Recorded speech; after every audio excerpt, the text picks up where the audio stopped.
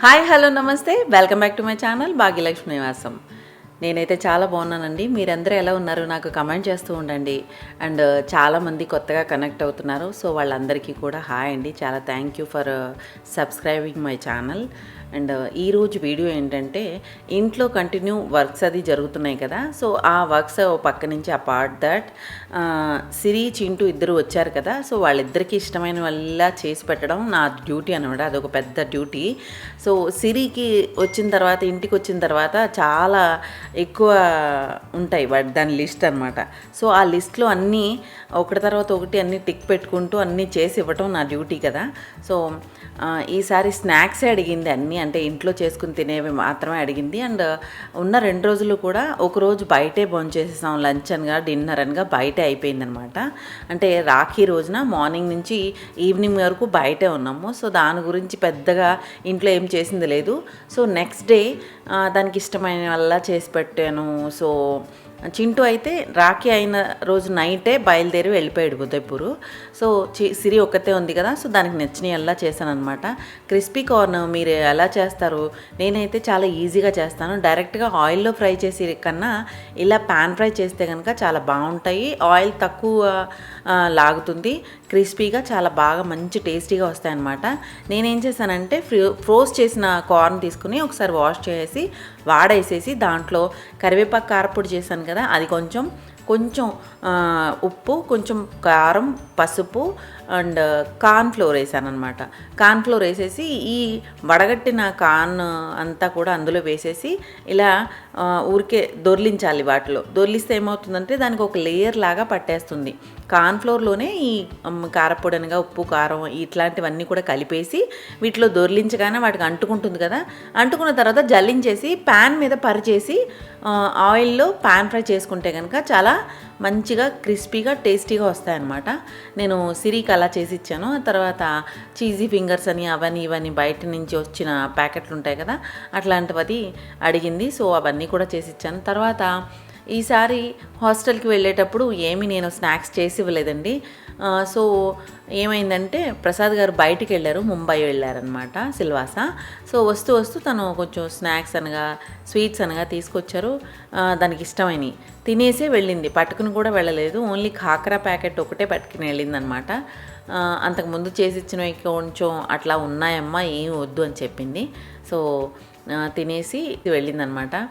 అందులోనూ హాస్టల్లో ఉండి వస్తుంది కదా. సో దానికి నోరు కట్టేసినట్టు ఉండి ఇంటికి రాగానే ఇట్లాంటివి చిల్లరగా తినడానికి మాత్రమే అడుగుతుందనమాట. సో దానికి ఇష్టమైన అల్లా నేను చేసి పెట్టేశాను. చింటూ కూడా ఒకరోజు ఉన్నాడు కదా, వరలక్ష్మి వ్రతం కలిసి రావడం వలన రాఖీ పండుగ కన్నా ముందు వచ్చింది కదా.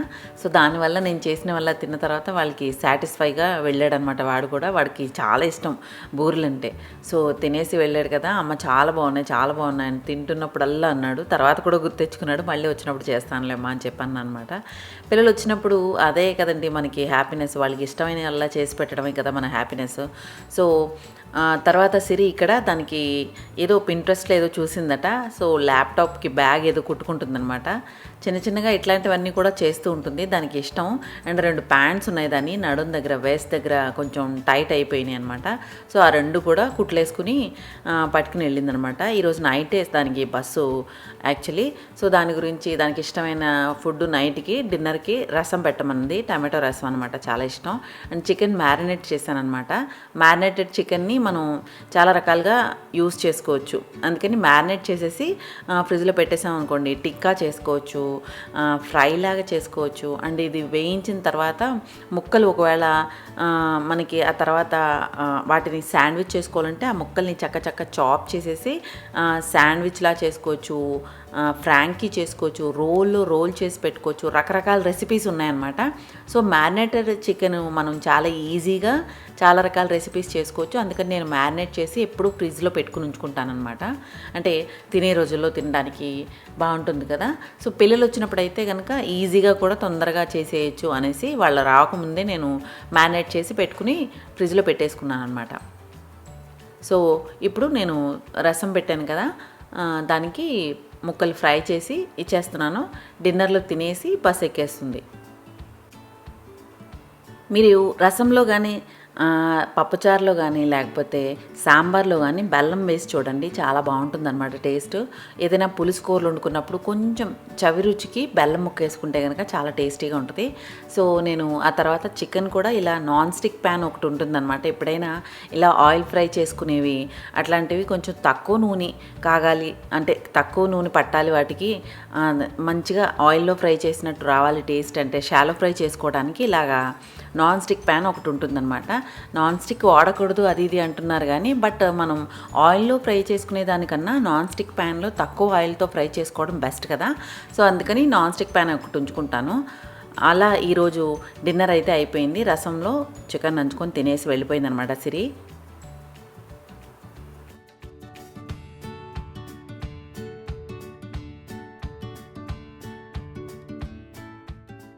ఈరోజు మార్నింగే మొత్తం వెండి సామాన్లన్నీ కూడా క్లీన్ చేసేసాను అనమాట. వరలక్ష్మి వ్రతం అయిపోయిన తర్వాత వెండి సామాన్లు ఏవైతే ముందు మనం తీసి పెట్టుకుంటామో క్లీన్ చేసి పెట్టుకుని నీట్గా ప్రాపర్గా ఒక వేలు పెట్టుకుంటే కనుక మనకి నీట్గా ఉంటాయి.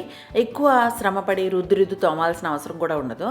అండ్ పూజ అయిపోయిన తర్వాత క్లీన్ చేసి పెట్టుకుంటాం.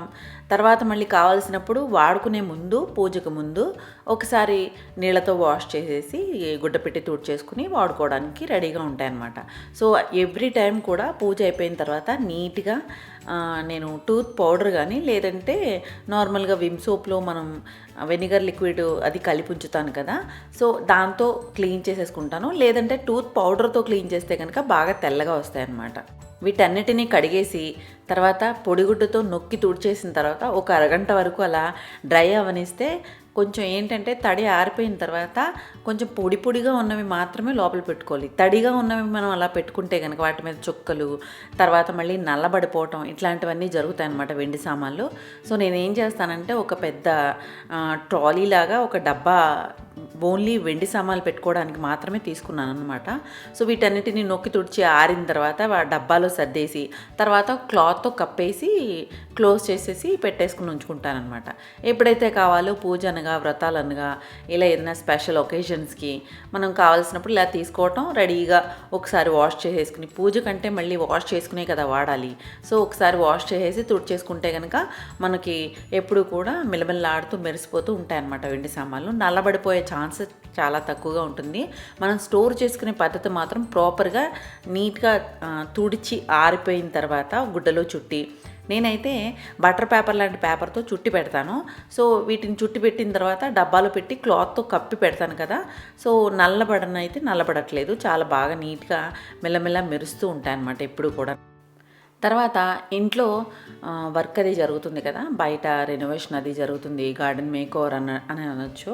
అంటే వాల్స్ అన్నిటికీ శుభ్రంగా మొత్తం అన్ని టైల్స్ అన్నీ వేయించేస్తున్నాం కదా, లోపల వైపే కాకుండా బయట వైపు కూడా మొత్తం టైల్స్ వేపిస్తున్నాం అనమాట.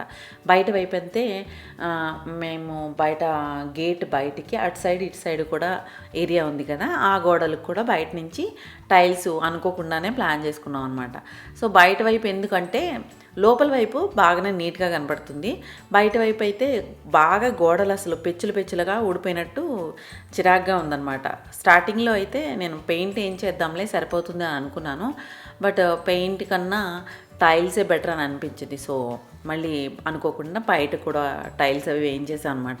పని చేస్తున్నారు అంటే వాళ్ళని డబ్బులు ఇస్తున్నాం కదా అనేసి వదిలేయడానికి లేదు. మనం దగ్గరుండి మనకి ఎలా కావాలో అలా చెప్పి చేయించుకుంటూ ఉంటే కనుక కొంచెం కాకపోతే కొంచెమైనా ఎక్కడ మిస్టేక్ అన్నది జరగకుండా మనకి ఎలా కావాలో అలా జరుగుతుందన్నమాట. సో అండ్ ఇంకొకటి ఏంటంటే అసలు ఇంట్లో ఉంటూ పని ఎప్పుడైనా చేయించుకుంటే కనుక అది నిజంగా చాలా కష్టం అనమాట. నేను అందులోనూ గార్డెన్ ఇంత పెద్దగా ఎక్స్పాండ్ చేసేసి అసలు ఎక్కడ చూసినా మొక్కలు పెట్టేసి బాగా అరేంజ్ చేసేసుకుని పెట్టుకున్నానేమో. అసలు పని చేస్తున్నప్పుడు ఆ మొక్కలన్నింటినీ ఎక్కడ అరేంజ్ చేయాలో అన్నది చాలా నరకంగా కనబడింది అనమాట.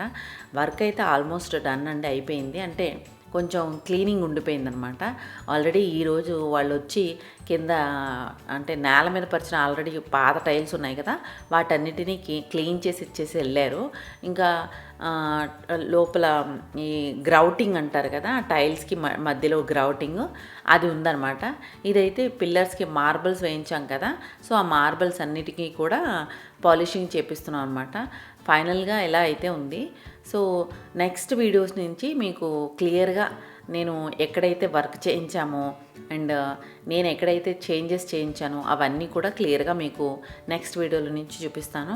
గార్డెన్ అంతా కూడా ఆల్మోస్ట్ కొంచెం అరేంజ్ చేసుకున్నాను. ఇదివరకట్లాగానే అరేంజ్మెంట్ అంతా ఉంది, కొంచెం చేంజ్ అన్నది కనబడుతుంది, కొంచెం కొంచెంగా అంతే, ఎక్కువ పెద్దగా ఏం చేంజ్ చేయలేదు.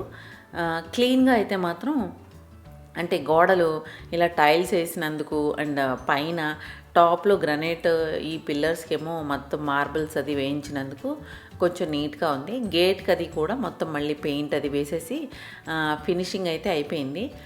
క్లీనింగ్ అయితే ఉందన్నమాట. సో క్లీనింగ్ అంతా అయిపోయిన తర్వాత మొత్తం అంతా గార్డెన్ అరేంజ్ చేసుకున్న తర్వాత మీకు క్లియర్గా ఇంకొక వీడియోలో చూపిస్తాను. సో ఇదండి ఈరోజు నా వీడియో. మీ అందరికీ నచ్చినట్లయితే కనుక లైక్ చేయండి, షేర్ చేయండి, సబ్స్క్రైబ్ చేయడం మాత్రం మర్చిపోవద్దు. Thank you for watching. Happy home making, happy gardening. Bye bye.